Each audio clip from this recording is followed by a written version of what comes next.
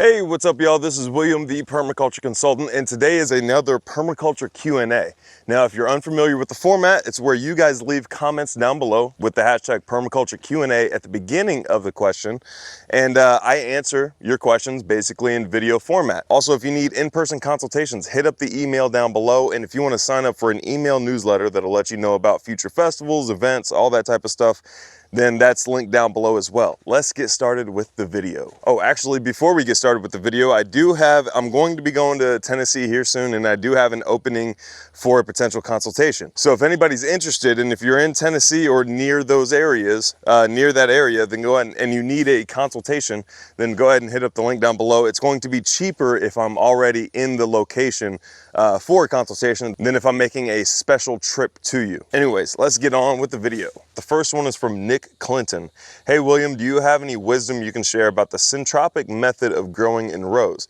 Maybe a bit more specific to temperate climates.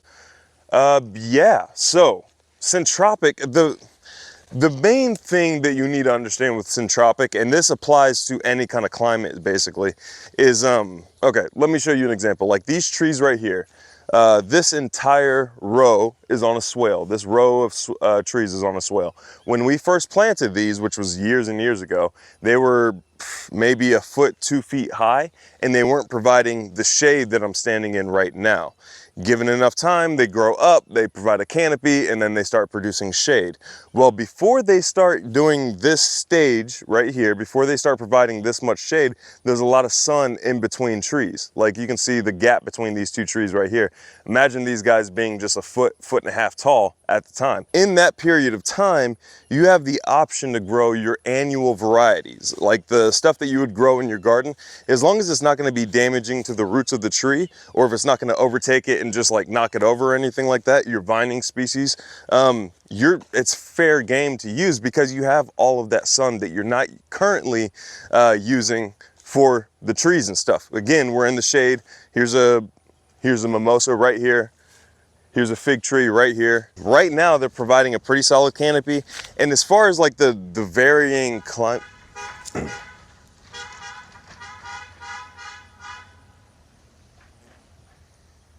I don't know what that was about. He's still honking. I have no idea what that's about. More shenanigans in the in the neighborhood. But anyways, all I'm trying to say is that the different climates are going to determine what annuals you're going to plant. Like just plant the annuals that you would typically in your garden, like you can see right here. Just plant those annuals in between your trees, like any extras that you have from the garden, like your tomato starts and stuff like that, your peppers, your watermelon even, just make sure it doesn't knock down the tree. Any of these varieties are open game to plants in between your trees as your trees are growing up. That's basically the basics of syntropic. Hopefully that makes it make a little bit more sense. Alrighty, this one is from Janu 5351. Just got steady rain when starting a new compost pile. How do I fix it? Tarps here without a rock on top just blow away. That pushes down the pile. How do I fix this? Will last year's dead stems work as brown material? No wood chips here. All right, let's attack this question step by step. So the first thing, okay, so you made a compost pile and it started raining. That seems to be pretty typical. I've noticed around here, it'll rain if you make a compost pile, if you dig a hole or a ditch and don't immediately fill it, or if you have plans on excavating your property, then all of a sudden rain starts popping up in the forecast. So I'm still gonna excavate. I'm just gonna have to do the best I can. But as far as protecting your compost pile from the rain, just put up a simple tarp. And then what you were saying with the issue with the rocks putting on top of the tarp, pushing down on your compost, I understand what you're saying. All you have to do is, well, I have rocks holding it down right now, but all you have to do is prop up the tools that you use to flip your compost, minus the broad fork. But here I have a shovel, you could use a rake. I have a pitchfork right here, which is what you use to flip the compost. And then I have a broad fork right here. And I just have it forming like a little structure right above this compost pile. Now this guy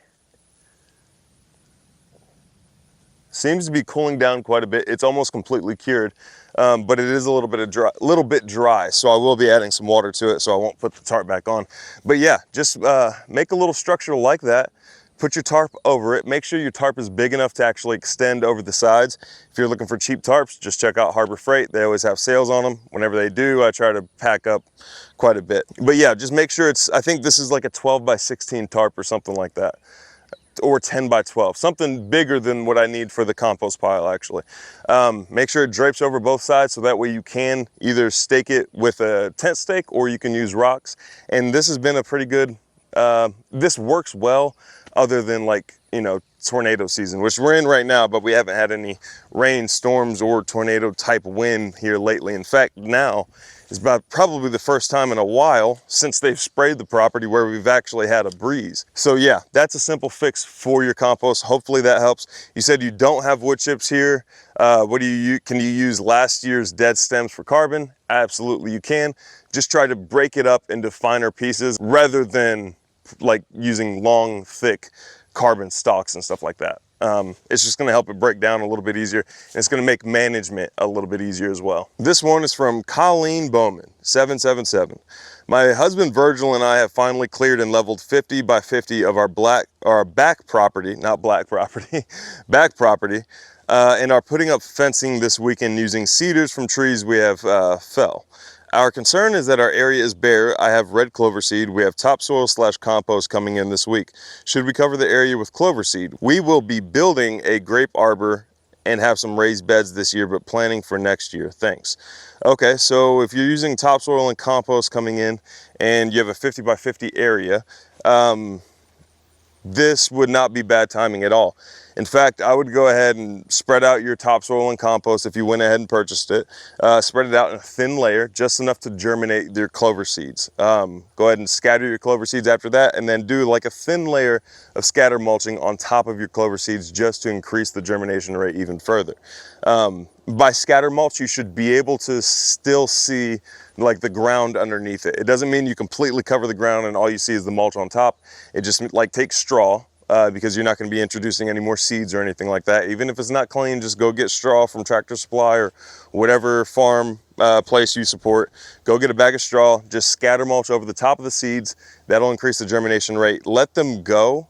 Let them get as tall and as big as you can, and then chop it down before your first snowfall if it hasn't already died back, and then just let snowpack. Like I've said in previous videos, the fastest decomposition rates have been recorded underneath your snowpack because it provides that perfect condition. So what you need to do is make sure you have plenty of organic material underneath that snowpack before the snow actually comes. So if you could find some leaves and even pile that up on top of your 50 by 50 area before the snow comes, that's going to just feed the organisms even more. If you take nothing else away from this, just make sure you get as much organic material on that bare soil before your first snow, which is going to be a lot sooner for you than it will be for me because you're in Idaho and I'm in Texas, the state of perpetual freaking humidity and heat. Alrighty, this one is from user J09LIJ. You know who you are. It's a computer generated name, I think. I know this is a touchy subject, but I have coonies and manage them pretty well. If I want to take advantage of the nitrogen in their manure and the temps stay adequate, can I use it as a nitrogen source? Thank you for your time and effort to help others with your knowledge. 40 Shades of Green Farm, West Tennessee. That's a good idea. If you have a farm and a business or something like that, at the end of your question, just shout out your farm or business. That would be awesome. I'm sure people would love to check you out, especially if they find out, hey, I'm next to this guy. That's a good idea. 40 Shades of Green Farm, West Tennessee. So as far as composting your pig manure, I've never personally done it. The only way I've ever composted pig manure before was just out in the pasture or the paddock or the glen that they were in, and it decomposes in place and creates soil that way. If you're wanting to actually pick it up and use it in a hot compost type setup, then I would check out Eric Sider's video on how to compost dog poop. I've never tried to compost it before. I don't want to give you bad information. I just flat out don't know. And if I were to make the attempt, then I would follow what Eric did with dog manure. So sorry, I don't have much of an answer for you, but I at least know where you can get a good answer from. Check out Eric Sider's video. This one is from HJMCCUNN. Wondering about your thoughts of using DEF, diesel exhaust fluid, which equals urea and water, as a source of nitrogen. Thinking of using it on wood chips to hasten composting. Some YouTube videos on it. You know, I didn't know that DEF was just urine and water. That's pretty doggone interesting. But also I would be careful. My main concern would be, where did that urine come from? If it came from like animal operations, like CAFO operations, then you have to be worried about the antibiotics, the steroids, whatever they gave that as those animals on a large scale. Condensing down and basically being like accumulated within your compost pile, because you're using so much of it, came from so many different sources, you're basically distilling it, and it's just getting passed on in your compost pile. If it's coming from water treatment facilities, then absolutely not. You know how many people are out there on crazy meds? You don't want that.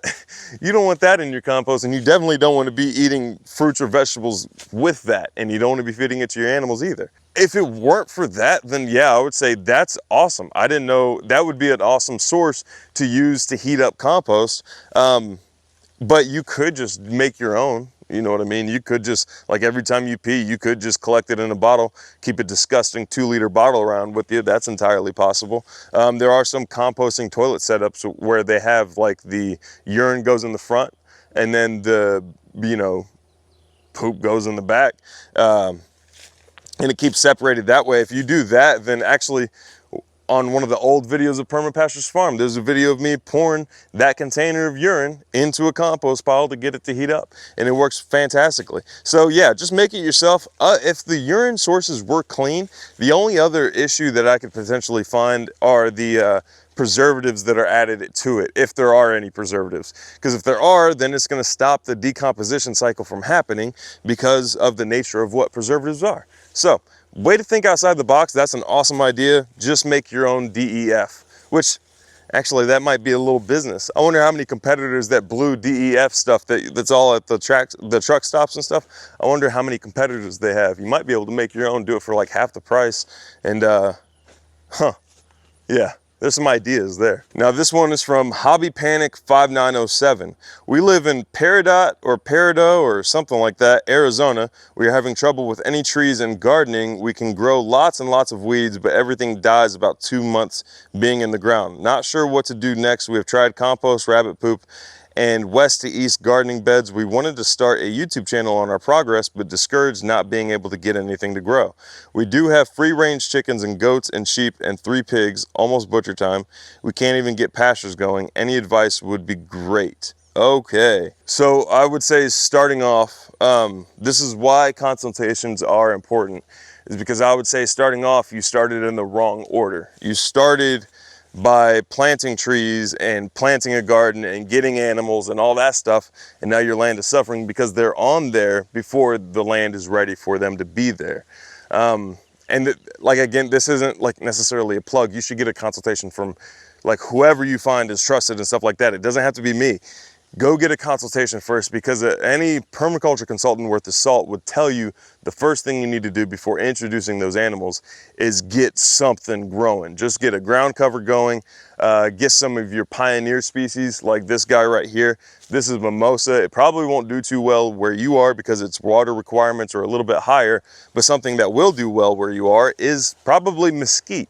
It's a nitrogen fixer. It's also, the pods can also be a gluten-free flour alternative. You could also do black locust and stuff. I would stick to your pioneer species that are going to work well in your area. Get those growing first, and then you can start introducing your other varieties and stuff. Like, let's look at Jeff Lawton, for example, when he was greening the desert in Jordan. There isn't a harsher climate to grow food in than that area of Jordan. It's like by the Dead Sea. Dead Sea Valley, I think exactly is where he is. But the first thing he did were earthworks. He was capturing, they get one rain event a year, so they got to make it count. The first thing he did was earthworks. He made it so where the landscape is going to harvest water and keep it on that landscape and make it soak in as long as possible before he did anything else. And then what he did was in the form of swales. And then what he did was bring in his nitrogen fixing trees, or his pioneer species trees, because they're known for doing very, very well when nothing else will do well, because it's the first step in the succession. It's the first step to getting to an old growth forest. is to get something growing here first. And these guys do very well. So I would go there next. If you're trying to get pasture growing, you might be in an area where you just can't grow pasture. But what you need to be doing is rolling down a ton of organic material. Every 1% of organic material you increase in the soil, that's another Olympic-sized swimming pool per acre your land is going to be able to hold on to. So you need to get organic material down on the soil, just roll out hay bales over and over and over again. Like preferably right before your 1 or 2 rain events per year. And yeah, that's a good start. You should focus, and I'm not bashing you by any means. I hope it doesn't come across that way. This is a very common mistake that a lot of people make. It's just because you're in the desert, it's so evident very, very quickly that, hey, this land isn't able to support what I'm trying to do on it. So I need to get this in a position to where it can support exactly what I'm trying to do. And I hope it doesn't come across rude. That's not what I'm intending at all. I'm just trying to show that, like, a lot more people than not should get a consultation when it comes to building their homestead or building their farm, because there's a proper order in which to do things. It's just more exaggerated where you are because of the harsh environment that you're in. So hopefully that was helpful. If you need more of a solid plan, then reach out to me, just email me. That was a very generic answer that I was giving you. I also don't exactly know where Peridot, Arizona is. I know where Arizona is, obviously, I just don't know exactly where you are. The further south you go, the harsher it's gonna get. Hopefully this was helpful. Thank you guys so much for watching. Remember, if you have questions that you guys want answered, leave it down below in the comment section with the hashtag Permaculture Q&A at the beginning of it, and it'll be answered in a future video. All right, until next time, guys, I'll see you.